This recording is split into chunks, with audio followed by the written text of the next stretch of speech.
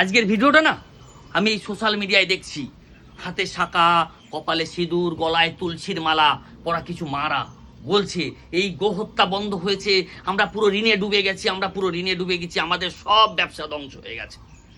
গোমাতা নিয়ে ব্যবসা, এটা আবার কি ভাই?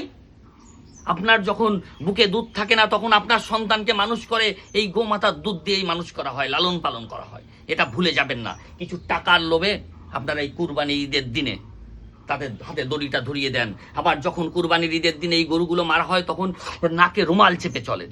পৃথিবীতে একটা মানুষ দেখান তো মুসলমান পরিবারদের যে যারা শুয়োরের মাংস নিয়ে ব্যবসা করে, শুয়োর নিয়ে ব্যবসা করে।